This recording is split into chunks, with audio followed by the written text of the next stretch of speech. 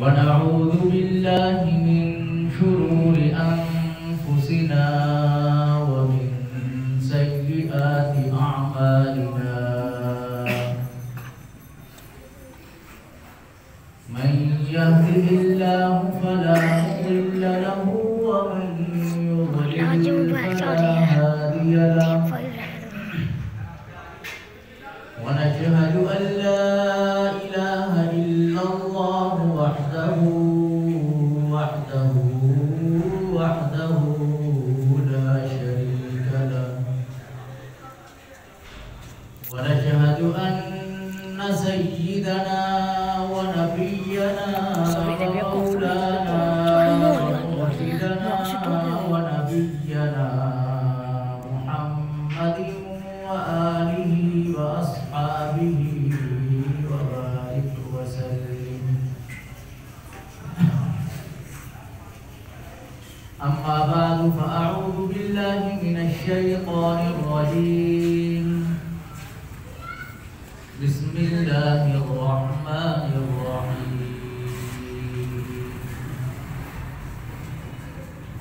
محمد رسول الله والذين معه أشداء على الكفار رحماء بينهم تراهم ركعا سجدا يبتغون فضلا من الله ورضوانا سيماهم في وجوههم من أثر السجود ذلك مثلهم في التوراة ومثلهم في الإنجيل كزرع أخرج شطأه فآزره فاستغلظ فاستوى على سوقه يعجب الزراع ليغيظ بهم الكفار. صدق الله وصدق رسوله النبي الكريم ونحن على ذلك لمن الشاهدين والشاكرين والحمد لله رب العالمين. درود پاک پڑھیں. اللهم صل على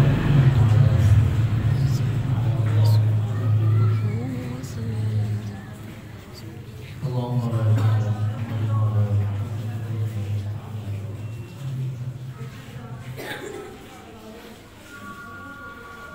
انتہائی قابل صد احترام سامعین گرامی قدر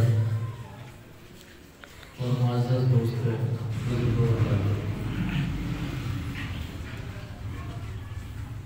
رب ذوالجلال کا فرمان ہے کہ ان مع العسر یسرا، کہ ہر تنگی کے بعد آسانی ہے. ہمیشہ تنگی رہتی اللہ رب العزت کے ذات اور اصول کے مطابق آسانی بھی آیا کرتی ہے. مشقتوں کی شام ڈل جایا کرتی ہے. سحر ایسی سحر جس کے اندر آسودگیاں ہوتی ہیں وہ نمودار ہو کر کے رہتی ہے. یہ اللہ رب العزت کا اصول اور ضابطہ ہے.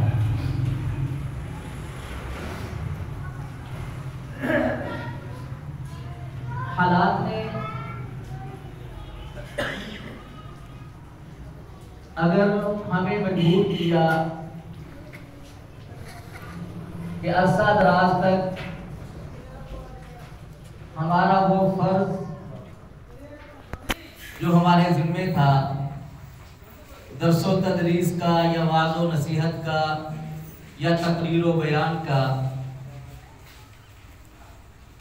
اس فرض کے ادا کرنے سے اگر حکومت نے کسی وجہ سے ہمیں روکا اور اس کے ساتھ مزید بھی حالات کا شکنجہ کسا، تو الحمدللہ اس مصیبت کے بعد بھی اللہ رب العزت نے آسانی مہیا کر دی ہے کہ ہم آپ کے درمیان ایک بار پھر موجود ہیں۔ یہ بات ایک حقیقت ہے کہ اگر آپ اللہ رب العزت کی رضا کے لیے کوئی معاملہ سر انجام دیتے ہیں اور کوئی اغیار کے ایجنڈے کے تحت آپ کو آپ کے اس فرض منصبی ادا کرنے سے روکتا ہے، تو بہرحال آپ رہتے ہیں۔ ہمارا تجربہ ہے کہ جو روکتے ہیں وہ نہیں رہتے، اور یہ ایک بار کی بات نہیں ہے، بڑی بار بار کی بات ہے کہ حق کے راستے میں رکاوٹیں ڈالنے والے نہیں رہے، حق کو بیان کرنے والے وقتی طور پر دبے یا ان کو دبایا گیا تو وہ پھر آپ کے درمیان موجود رہے۔ اللہ رب العزت ہمیں حق سچ کا ساتھ دینے کی اور بیان کرنے کی توفیق نصیب فرمائے۔ سامعین گرامی قدر، تقریباً 7 سال کی زبان بندی کے بعد انشاءاللہ العزیز اللہ رب العزت کے فضل و کرم سے ہم بات وہیں سے شروع کریں گے جہاں سے 7 سال پہلے ہم نے ختم کی۔ انشاءاللہ وہیں سے بات کریں گے۔ ہم بات کر رہے تھے عرصہ 7 سال قبل کہ حضور صلی اللہ علیہ وسلم باغبان ہیں اور انہوں نے اپنی محنت کے ساتھ ایک گلستان سجایا۔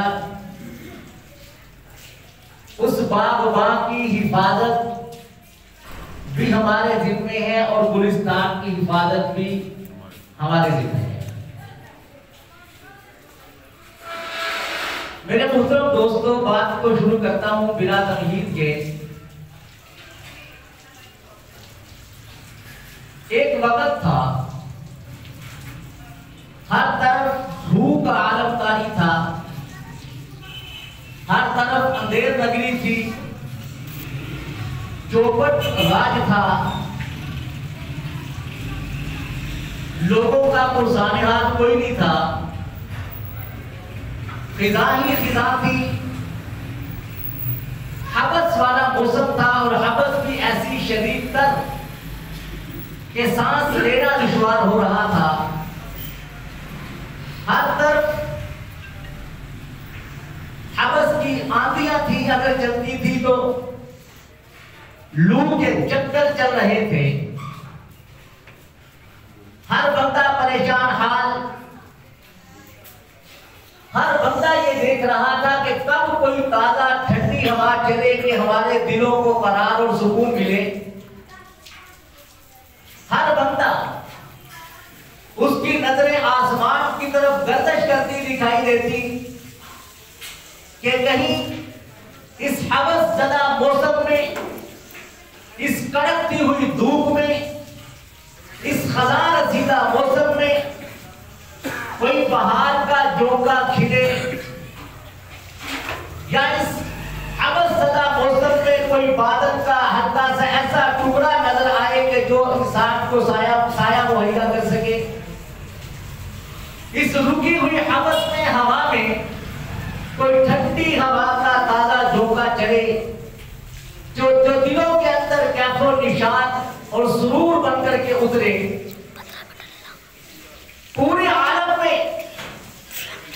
میں دنیا نے نظریں دوڑائی تو کسی کو ایسا حالات نظر نہ آئے کہ جس کی بنا پر وہ مطمئن ہوتا یا اطمینان کا اظہار کرتا۔ تو لوگوں نے سوچا کہ عرب کی وادی کی طرف چلتے ہیں، شاید وہاں پر کوئی ایسا بادل کی ٹکڑی ہمیں دکھائی دے جس کا ہمیں سایہ مہیا ہو سکے، یا وہاں کوئی ایسی ٹھنڈی ہوا چل رہی ہو جو ہمیں اطمینان اور سکون فراہم کر سکے. لیکن دنیا جب عرب کی سرزمین پر پہنچی تو لوگوں نے دیکھا کہ عرب کا حال تو ہمارے سے بھی زیادہ برا ہے. وہ لوگ چھوٹی چھوٹی باتوں پہ سینکڑوں سال کشت و خون کے دریا بہانے والے ہیں. وہ ایسا عالم ہے، وہاں پر تو ایسی حوث ہے کہ پیدا ہوتی بیٹی کو زندہ دفن کر دیا جاتا. وہاں تو ایسی اندھیر نگری اور چوپٹ راج ہے کہ وہاں کوئی بھی ان کی ظلم و ستم کی اندھیری سے محفوظ نہیں ہے.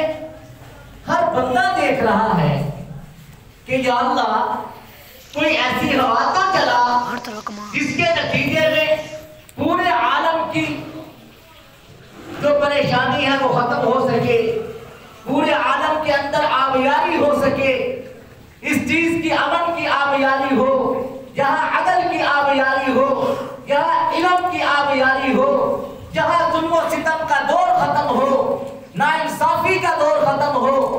کوئی ایسا نظام تو ہو، کوئی ایسی ہوا تو چلے نا جس کی وجہ سے لوگ اطمینان اور سکون محسوس کریں. لیکن دور دور تک کوئی اثرات نظر نہیں آ رہے تھے. لیکن اللہ رب العزت بھی تو ارحم الراحمین ذات ہیں. وہ فرماتے ہیں اللہ کی ذات کہ ہر شے پہ میری رحمت وسیع. وہ بہار کی پہلی کرن کھلتی ہے، وہ بہار کا جھونکا آتا ہے کہ پورا عالم اس خوبصورت اور ٹھنڈی ہوا کے ساتھ اپنے آپ کو پرسکون محسوس کرتا ہے. اور ایسی معطر قسم کی ہوا چلی حضور علیہ السلام کے آنے سے کہ وہ لوگوں نے اس خوشبو کو محسوس کیا. اس چیز کو محسوس کر کے لوگوں کے دلوں کے اندر تک وہ خوشبو اترتی ہے. لوگ اطمینان اور سکون محسوس کرتے ہیں کہ یا اللہ تو نے اس کئی گزری قوم پر، تو نے اس قوم کے لوگوں پر، تو نے پورے عالم کے لوگوں پر اپنی رحمت کی چادر بچھا دی ہے نبی کریم صلی اللہ علیہ وسلم کی صورت میں. نبی پاک صلی اللہ علیہ وسلم جب تشریف لائے، ان کی نبوت کی جب کرنیں کھلی، نبوت کا آفتاب جب چمکنا شروع ہوا، تو جب نبوت کے آفتاب کی روشنی میں جب وہ ہوائیں چلی، اس ہوا کی روشنی میں جب بادل بنے، اس بادل کے بننے کے ساتھ جب وہ بارش برسی، وہ رحمت کی بارش برسی، نبوت کی بارش برسی، جب وہ رحمت کی بارش حضور علیہ السلام کی صورت میں نازل ہونا شروع ہوتی ہے، تو پھر اس رحمت کی صورت میں، اس بارش کی صورت میں جب وہ زمین پر گرتی ہے تو اس کی صورت میں ایک گلستان وجود میں آنا شروع ہوتا ہے.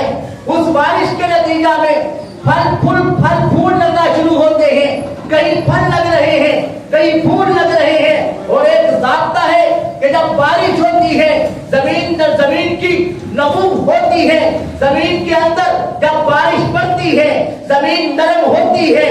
زمین کی نرمی کی صورت میں اگر وہاں پر کوئی بیج بویا گیا ہو، اس بیج کے سہارے جس چیز کو بویا جاتا ہے وہ بیج اپنی طاقت کے ساتھ، اپنی ہمت کے ساتھ وہ پھل دینا شروع کر دیتا ہے. ہاں اگر کہیں پہ وہ بیج نہ لگا ہو تو آپ دیکھتے ہیں کہ وہاں پر کوئی جاڑی اگاتی ہے، کوئی کانٹا اگاتا ہے، کوئی چیز اگاتی ہے جو میرے تیرے کسی کام کی نہیں ہوتی ہے. بظاہر نہ میرے کام کی نہ آپ کے کام کی. پھول کھل رہا ہے، اس کے ساتھ کانٹے کھل رہے ہیں. آپ درخت دیکھ رہے ہیں پھل والے، اس کے ساتھ وہ چبھنے والی کوئی چیزیں بھی موجود ہیں. آپ جاڑیاں دیکھ رہے ہیں، کچھ جاڑیاں کچھ خرد و روش کا سامان بنتی ہے، کچھ جاڑیاں جڑی بوٹی کی شکل میں آپ کے کام آتی ہیں، اور کچھ چیزیں ایسی ہوتی ہیں جو آپ کے کسی کام کی نہیں ہوتی. ایسے ہی جب نبی کریم صلی اللہ علیہ وسلم کی رحمت کی بارش اتری نا، پھر گلستان بننا شروع ہوا. وہاں پر پھل اگنا شروع ہوئے، پھول بننا شروع ہوئے. تو پھول بھی بنے، وہاں پر کانٹے بھی بنے. اور آپ کو پتا ہے کہ پھولوں کے قریب قریب قریب قریب کانٹے ہوتے ہیں. ایسے ہی حضور صلی اللہ علیہ وسلم کے لیے جو پھول بنے وہ تو بنے ہی، وہ اپنے بھی بنے، بیگانے بھی بنے. اور جو کانٹے پھولوں کے قریب قریب ہوتے ہیں وہ سب سے پہلے حضور کے گھر کے قریب والے تھے جو حضور کے لیے کانٹے بنے. اگر کانٹا بنا تو وہ ابو جہل کی صورت میں تھا, اگر کانٹا بنا تو ابو لہب کی صورت میں تھا, اگر کانٹا بنا تو عتبہ اور شیبہ کی صورت میں تھا, اگر کانٹا بنا تو کسی اور رشتہ دار کی صورت میں تھا. لیکن اگر پھول بنا تو وہ رشتہ داروں کی صورت میں, علی المرتضیٰ کی صورت میں پھول بھی بن رہے ہیں. پھول کی صورت میں سیدہ خدیجہ الکبریٰ بھی نظر آتی ہے, پھولوں کی صورت میں ابو بکر صدیق بھی نظر آتے ہیں, پھولوں کی صورت میں عمر فاروق بھی نظر آتے ہیں, پھولوں کی صورت میں عثمان ابن عفان بھی دکھائی دیتے ہیں, پھولوں کی صورت میں ابو سفیان بھی دکھائی دیتے ہیں, پھولوں کی صورت میں سیدنا معاویہ بھی دکھائی دیتے ہیں, پھولوں کی صورت میں سلمان فارسی بھی دکھتے ہیں, پھولوں کی صورت میں خبیب بھی دکھتے ہیں, پھولوں کی صورت میں خباب بھی دکھتے ہیں, پھولوں کی صورت میں زید بھی دکھتے ہیں, پھولوں کی صورت میں حسن حسین تو ہے ہی گھر کے پھول, وہ تو جنت کے پھول بنا لیے گئے.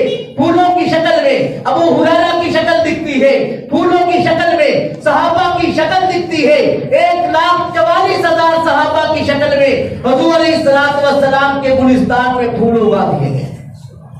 اب پھول اگے ہوئے ہیں, نبی علیہ السلام کا گلستان تیار ہو رہا ہے, حضور کی رحمت کی بارش, نبوت کی بارش برس رہی ہے. اس کے بعد بارش کے ساتھ ضروری ہوتا ہے کہ سورج کی کرنیں بھی پڑے. تو اللہ رب العزت نے حضور صلی اللہ علیہ وسلم کو آفتاب نبوت بھی فرمایا ہے, سراجا و خواجہ بھی کہا ہے, چمکتا ہوا سورج بھی کہا ہے. اس سورج کی کرنیں بھی اس گلستان میں پڑتی ہیں, اس گلستان کی خوبصورتی میں اضافہ ہوتا ہے. میرے بھائیوں, حضور صلی اللہ علیہ وسلم کی صورت میں جب رحمت آئی, اس رحمت نے آ کر کے ایک گلستان وجود میں بخشا, ایک گلستان کو وجود دیا گیا. جب وہ گلستان وجود میں آیا, اس گلستان کو آسانی کے لیے صحابہ کہہ دیا جاتا ہے کہ وہ صحابہ کرام تھے رضوان اللہ علیہم اجمعین, جو پیغمبر کی محنت کا ثمر ہیں, جو پیغمبر کی محنت کے آثار ہیں, جو پیغمبر کی محنت کا نتیجہ ہے, جو پیغمبر نے تیار کر کے لوگوں کے سامنے رکھے ہیں. اور صحابہ ایسے بنے کہ ان کو اسلام کی بنیاد بنا دیا گیا. صحابہ ایسے بنے ان کو پیغمبر کا دست و بازو قرار دیا گیا. صحابہ ایسے بنے کہ ان کو پیغمبر کا جانثار مقرر کر دیا گیا. صحابہ پھر ایسے بنے, یہ صحابہ ایسے ہی بن گئے, یہ پیغمبر کی شب و روز کی محنت تھے.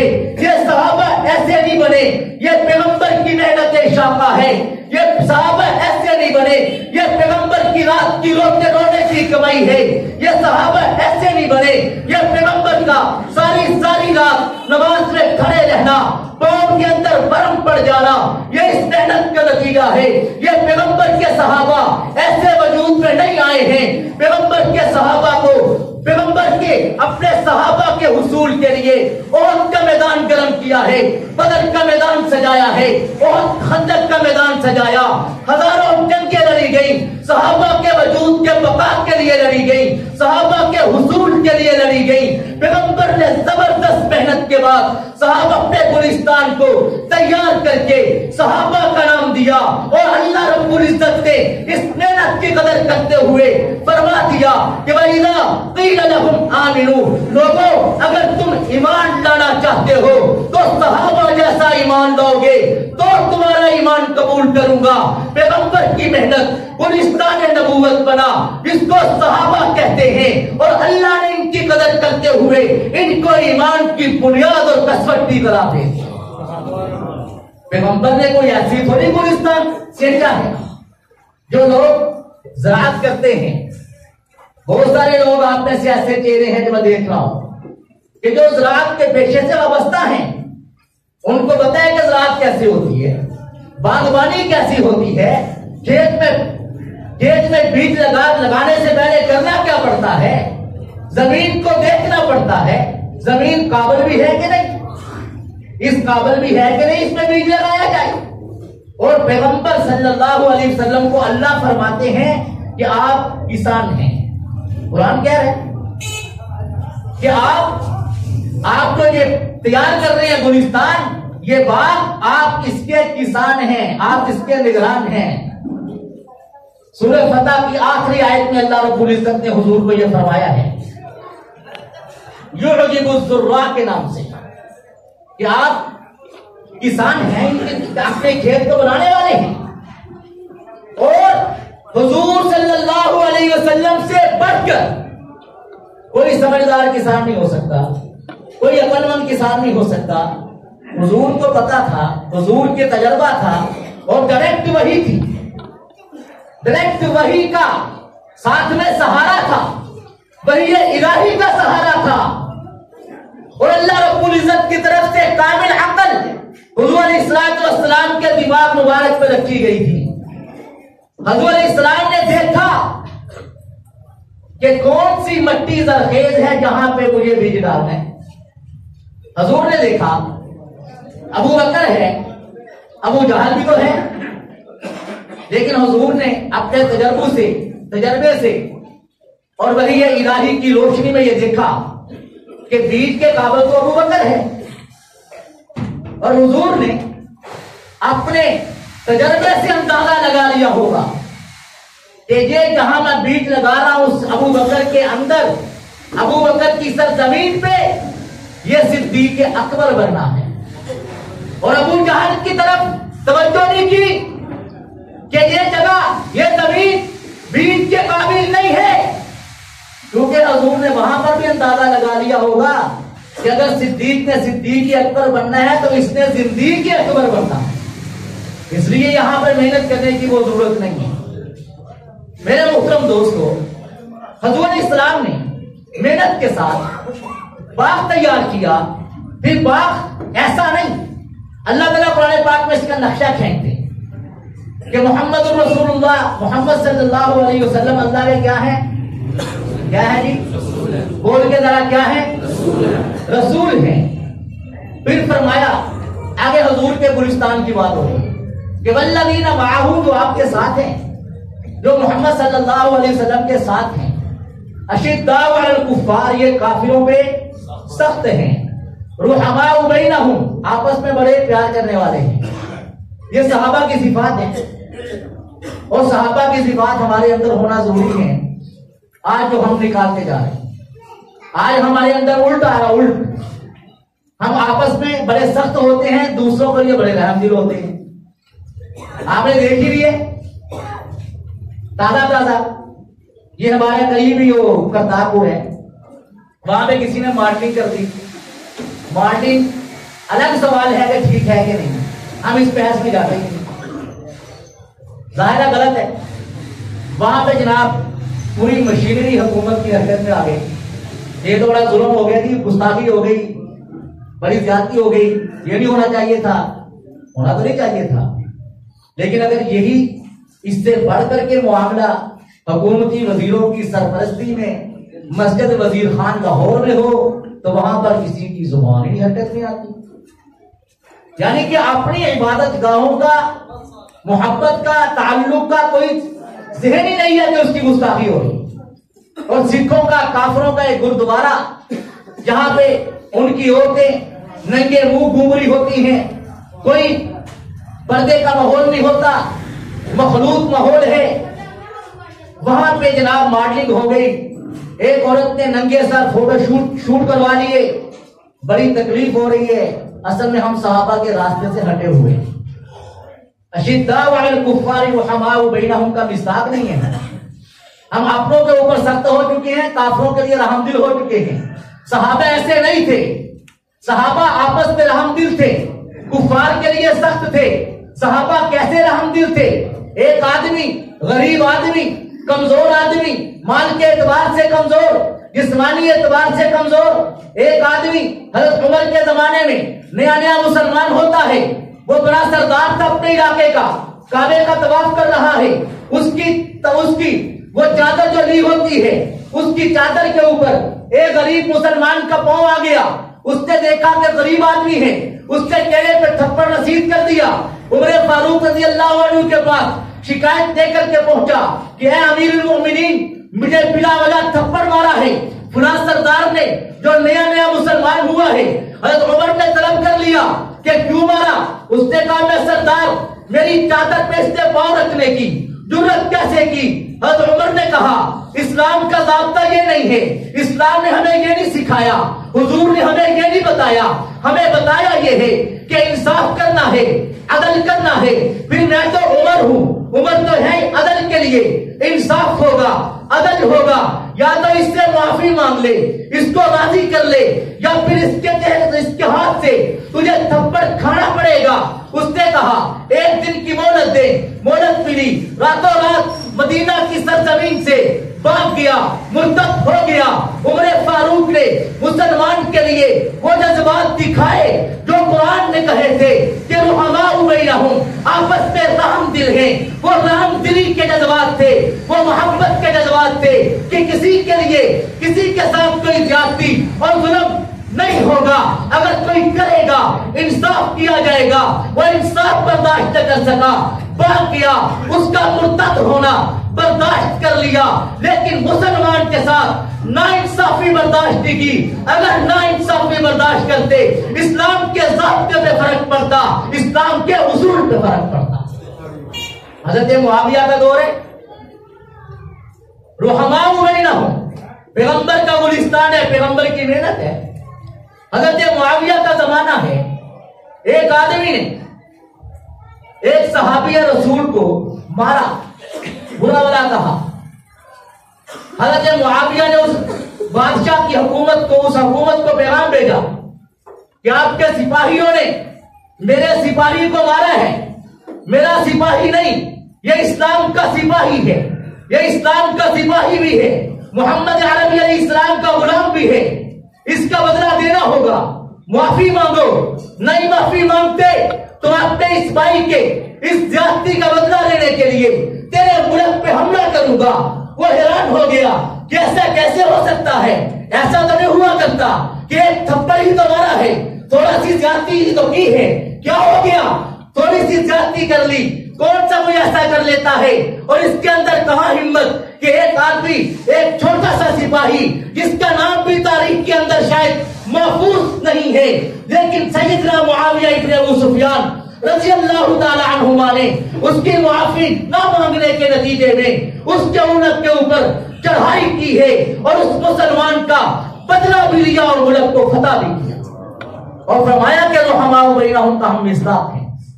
لیکن آج ہم یہ سبق بلائے بیٹھے، ہم سبق بلا کے بیٹھے ہو، اللہ ہمیں اس سبق کو بھی یاد رکھنے کی توفیق دے۔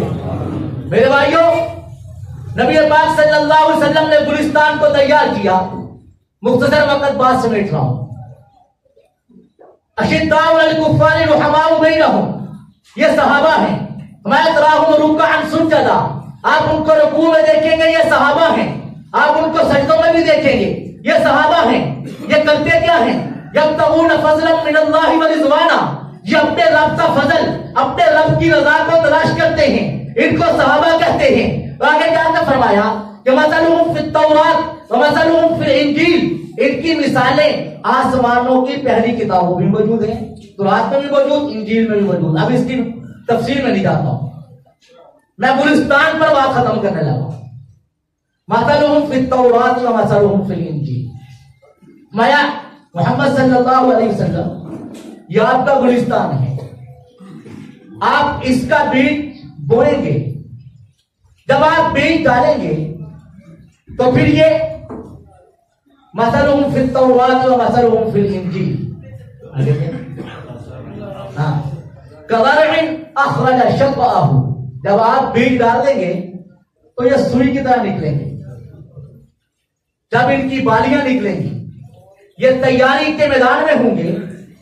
کزرع اخرج شطأہ فآزرہ، ان پہ محنت ہوگی، یہ ابتدا میں کمزور ہوں گے، یہ آپ کی کھیتی ابتدا میں کمزور ہوگی اور ہوتی ہے، جو بھی کھیتی بولتا اس کو پتا ہے۔ پھر آہستہ آہستہ کیا ہوتا ہے، آپ یاری کر رہے ہیں، آپ وقت پہ کھاد ڈال رہے ہیں، وقت پہ پانی دے رہے ہیں، اس کی جاڑ پھونک الگ الگ کر رہے ہیں، اس جگہ کو صاف کر رہے ہیں، تو آہستہ آہستہ وہ کھیتی مضبوط ہو جاتی ہے۔ قرآن کہتا ہے کہ اسی طرح آپ کا گلستان ابتدا میں کمزور تھا، کمزور اتنا تھا تو کوئی تھپڑ ابو بکر کو مار دے، کوئی جواب نہیں دیا جاتا تھا. کوئی سمیہ کو 2 ٹکڑے کر دے، جواب نہیں دیا جاتا تھا. کوئی سلیرا کی آنکھیں نکال دے، جواب نہیں دیا جاتا تھا. کوئی بلال کو تپتی ریت پہ لٹا دے، جواب نہیں دیا جاتا تھا. جب خباب کبھی خباب کو بہتے ہوئے انگاروں پہ لٹا دے، جواب نہیں دیا جاتا تھا. کوئی راستے میں ستاتا پھرے کسی کو، جواب نہیں دیا جاتا تھا. پیغمبر آپ کی بیٹیوں کو طلاقیں دی گئی، آپ کو جواب نہیں دیا جاتا تھا. صحابہ کو ستایا جاتا تھا، جواب نہیں دیا جاتا تھا. ان کو مکہ کی سرزمین سے نکال کر مدینہ کی طرف بھیج دیا گیا، جواب نہیں دیا جاتا تھا. ان کو حبشہ کی طرف جانے پہ مجبور کیا گیا، جواب نہیں دیا جاتا تھا. کیوں کہ تزارعن اخرج شفاہ، یہ کمزور تھے. اس کے بعد کیا ہوا؟ آپ پہ آبیاری کی محنت کی ہے، توحید کی محنت ہوئی، رسالت کی محنت ہوئی، ایمان کی محنت ہوئی، عقیدے کی محنت ہوئی. ان کی تربیت کی گئی، ان کا تزکیہ کیا گیا، ان کو تعلیم کی گئی، ان کے دلوں کو صاف کیا گیا، ان کو ہر طرح سے بنا کر سجا کر سنوار کر جب میدان عمل میں اتارا گیا. پہلا میدان جب لگا اس کو بدر کا میدان کہتے ہیں. ہمارا اس وقت کی کھیتی فاستغلظا موٹی شکل اختیار کر چکی تھی، مضبوط ہو چکی تھی. اب آپ نے اس کھیتی کو دیکھا، میدان کارزار گرم ہوا. اس مضبوط کھیتی والوں نے دشمن کو تہس نہس کر کے رکھ دیا. فاستغلظا فاستواہ، برابر ہو گئی. آپ نے محسوس کر لیا کہ یہ آپ اپنے قد پہ کھڑی ہے. فاستوى على سوقه، جب آپ نے اس کو دیکھا ہے يعجب الزراع، آپ اپنی کھیتی کو دیکھ کر خوش ہو گئے ہیں. اور پیغمبر اپنے گلستان کو دیکھ کر کیا ہو رہے ہیں؟ خوش ہو رہے ہیں. يعجب الزراع، اور آپ کی کھیتی بہت اچھی ہو گئی. آپ باغ لگاتے ہیں، آپ پھل پھول لگاتے ہیں، آپ کے باغات پک کر کے تیار ہو جاتے ہیں. گاؤں میں ہیں، روڈوں پہ ہیں، یا شہروں میں کسی جگہ پہ ہیں. تو حاسدین بھی ہوتے ہیں کہ نہیں ہوتے؟ دشمن ہوتے ہیں کہ نہیں ہوتے؟ ہوتے ہیں نہیں. ذرا بولنے میں لگا آپ کے نہیں ہوتے. جو کھیتیاں لگاتے ہیں حاسدین ہوتے ہیں کہ نہیں ہوتے؟ بولتے نہیں آپ. یعجب الزراع، وہ خوش ہو گئے. لیکن جو دشمن ہے، قرآن کہتا ہے لیغیظ بہم الکفار، وہ غصے کی آگ میں جل گئے. میں یہ مفہوم بیان کر رہا ہوں، ترجمہ نہیں کر رہا. لیغیظ بہم الکفار، وہ غصے کی آگ میں جل گئے، بھن گئے، سڑ گئے، مر گئے. جب آپ کے گلستان کو جوان دیکھا تو ان سے برداشت نہیں ہو رہا. آپ کی یہ طاقت، آپ کی یہ جرت، آپ کی یہ ہمت، آپ کا یہ عزم، آپ کا یہ ولولہ، آپ کی یہ ہمت، آپ کی یہ جوانی، آپ کا یہ جوش، آپ کا یہ ولولہ، آپ کی یہ تازگی، تمام تر حربوں کے باوجود آپ کو دبایا گیا. 13 سال تک دبایا گیا، آپ کو مارا گیا، پیٹا گیا، بیٹیوں کو طلاقیں دلوائی گئی، گھروں سے نکالا گیا. کون سا ظلم تھا جو اس قوم کے ساتھ روان نہیں رکھا گیا؟ اس کے باوجود ان کے عزم میں، جوش میں، ولولے میں، ہمت میں، طاقت میں کوئی اثر نہیں پڑا. رب ذوالجلال نے کہا یہ تیرے دشمن، یہ تیرے صحابہ کے دشمن اپنی آگ میں جل کے مر رہے ہیں. تو پیغمبر کے صحابہ کے جو دشمن ہوتے ہیں نا، اللہ فرماتے ہیں لیغیظ بہم الکفار، وہ کافر ہوا کرتے ہیں. مسلمان تو نہیں جلتا ان سے، میں تو نہیں جلتا ہوں، صوفی اقبال صاحب نہیں جلتے، بھائی اسلم صاحب نہیں جلتے، یہ میرے سارے دوست مولانا عاصم صاحب دوسرے احباب آئے ہوئے ہیں، کوئی نہیں جلتا. جلتا کون ہے؟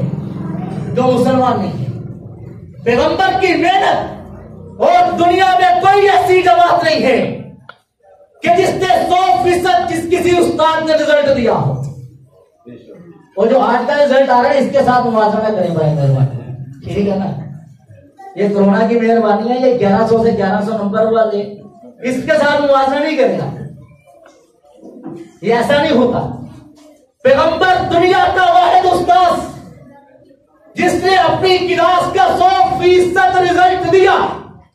حضور نے فرمایا تھا انما بعثت معلما، مجھے معلم بنا کر کے بھیجا گیا. متعلم صحابہ بنائے گئے اور جماعت صحابہ ایسی एक भी फेल नहीं हुआ। इस अंदाज में कुरान ने कहा उलाइकल्लज़ीना इम्तहनल्लाह, इम्तिहान इनका लिया जाएगा और इम्तिहान लेने वाला अल्लाह है। अल्लाह कौन है? वल्लाहु अलीमुम बिज़ातिस सुदूर, जो सीनों के अंदर छुपे हुए राजों से भी वाकिफ होता है। अल्लाह फरमाते हैं मैं लिख के इम्तिहान नहीं लूंगा, कोई दस्ता नहीं दूंगा, कोई किताब नहीं दूंगा, कोई इनके हाथ में वर्क नहीं दूंगा, कोई कलम नहीं दूंगा, बल्कि मैं अल्लाह इम्तिहान लूंगा। उलाइकल्लज़ीना इम्तहनल्लाह, अल्लाह इम्तिहान लेंगे कुलूबहुम, इनके दिल का। ये कैसा है इनका दिल? अल्लाह फरमाते हैं जब मैंने इनके दिल का इम्तिहान लिया फिर मैं ऐलान करता हूं कि कतब अल्लाह, मैं इनके दिलों में ईमान लिख रहा हूं। मैं इन सहाबा के दिलों में ईमान लिख रहा हूं और रब ने सहाबा के दिलों के ऊपर ईमान लिखकर उस पर मोहर लगाकर रज़ी अल्लाहु अन्हुम व रज़ू अन्हु कि अल्लाह इनसे राजी हो चुका, ये भी अल्लाह से राजी हो चुके। अल्लाह ने ऐसी मोहर लगाई है कि क़यामत तक इस मोहर को कोई तोड़ नहीं सकता। क्यों नहीं तोड़ सकता जी?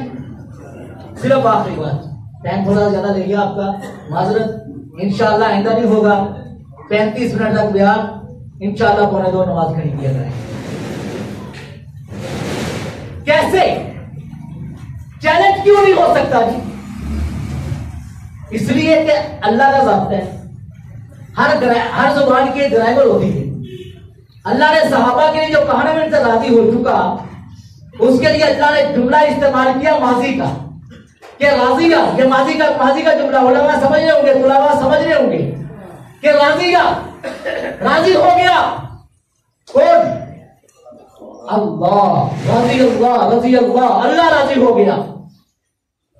मैं राजी नहीं हुआ, मेरी बात नहीं हो रही, आपकी नहीं हो रही, किसी और की नहीं हो रही। मैं किसी के साथ आज राजी हूं, कल नाराज भी हो सकता हूं। आप मेरे साथ राजी है, कल अल्लाह ने करे नाराज भी हो सकते हैं। हम दोस्त हैं, आपस में राजी है, कल नाराज भी हो सकते हैं। अल्लाह है, अल्लाह के लिए जो बात हो जाती है वो हो जाती है, वो वापस नहीं आया करती। अल्लाह जो काम करते वो वापस लेने के लिए नहीं हुआ करता। वो अल्लाह है, वो अल्लाह है, कोई मखलूक तो नहीं है, वो खालिक है। अल्लाह के ज़ाब्ते उसूल तब्दील नहीं होते। अल्लाह ने कहा मैं राजी हो चुका, और माजी में भी अल्लाह ने माजी में राजी हो चुका। हाल की बात छोड़ दो, मुस्तकबिल की बात छोड़ दो। जिससे अल्लाह राजी हो चुका और जिससे अल्लाह राजी हो जाए उससे रब नाराज नहीं हुआ करता। ये असूल है, और अल्लाह उनको राजी करके, और सहाबा उनकी आखिरी अजमत की बात सुन के भी सुन्नत अदा करते नहीं कि ऐसी जमात, खुदा की कसम ऐसी जमात दुनिया में नहीं आई और ना ही आनी। अल्लाह फरमा रहे हैं कि मैं इनसे राजी हो चुका हूं, ये मुझसे हो चुके हैं।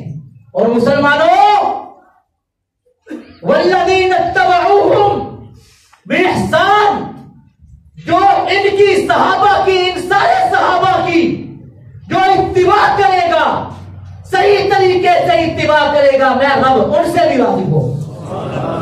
इससे बड़ी बात क्या हो सकती? सहाबा तो वो है जिनसे पक्का पक्की बात के अल्लाह राजी भी है, वो जन्नती भी है। अब सहाबा के रास्ते पे चल के उनका इत्तिबा करके अल्लाह फरमाते हैं तुमसे भी राजी हो सकता हूं। जो चलेगा अल्लाह फरमाते हैं उससे राजी। सहाबा से अल्लाह राजी है। हमें अगर अपने रब को राजी करना है तो सहाबा की इत्तिबा करनी है, और सहाबा ने चूंकि हुजूर की इत्तिबा की है, सहाबा की इत्तिबा हुजूर की होगी, हुजूर ने चूंकि अल्लाह की इत्तिबा की है, इनकी इत्तिबा अल्लाह की इत्तिबा होगी। और मेरे दोस्तों, दुनिया के अंदर सहाबा ने एक वक्त आया था कि पूरी दुनिया में अमन लहरा दिया था। आज भी हो सकता है अगर निज़ाम सहाबा आए तो। बेशक हमें जरूरत आज निज़ाम सहाबा की है, निज़ाम खिलाफत राशिदा की है, हमें निज़ाम मुस्तफा की है। ये निज़ाम सहाबा निज़ाम खिलाफत राशिदा है, निज़ाम खिलाफत राशिदा निज़ाम मुस्तफा है, और निज़ाम मुस्तफा खुदा का निज़ाम, और हमें इसके लिए मेहनत करनी है। और इस दौर के अंदर یہ بات اصولی طور پہ ذہن میں رکھ لیں کہ کوئی آپ کے لیے تھالی میں رکھ کے آپ کو پیش نہیں کرے گا کہ جناب یہ دے اور نظام صحابہ نافذ کر دے. اس کے لیے آپ کو تھوڑی سی جرأت کا مظاہرہ کرنا ہوگا. آپ کو برادریوں کے چکر سے نکلنا ہوگا. آپ کو جماعتوں کے چکروں سے نکلنا ہوگا. آپ کو جناب چھوٹے دماغوں سے نکلنا ہوگا. آپ کو بڑے بڑے سیاسی گپاریوں کے اور سیاسی دانشور جو وقت پہ آ کر صرف دانشوری بگاڑتے ہیں اور 5 سال آپ کے ہاتھ نہیں آتے، آپ کو ان لوگوں پہ اعتماد کرنا ہوگا جو نظام صحابہ کی بات کرتے ہیں. اور نظام صحابہ یہاں پہ بیٹھ کے نافذ نہیں ہوگا. یہاں پہ بیٹھ کے صرف محنت کر سکتا ہوں میں، آپ محنت کر سکتے ہیں. اور نظام خلافت راشدہ، نظام صحابہ، نظام مصطفیٰ، اس کو نافذ کرنے کے لیے وہ اسلام آباد کے اندر اسمبلی کا ہاؤس ہے اور وہاں پہ آپ کو اپنے نمائندے بیٹھے. نظام صحابہ کے نفاذ کے لیے ہماری ضرورت ہے. تھک نہیں گئے آپ لوگ؟ ان نظاموں سے تھکے نہیں آپ؟ خدا کے لیے آپ اپنی طاقت کو سمجھیے. آپ کتنی بڑی طاقت ہے، اس طاقت کا صحیح استعمال کریں اور اللہ اس کے رسول اور اس کے رسول کے صحابہ کے نظام کے لیے اپنے آپ کو لائیں. ان لوگوں کو آگے لائیں جو اس نظام کو لانا چاہتے ہیں. اللہ ہمیں صحابہ کے نقش قدم پہ چلنے کی توفیق دے.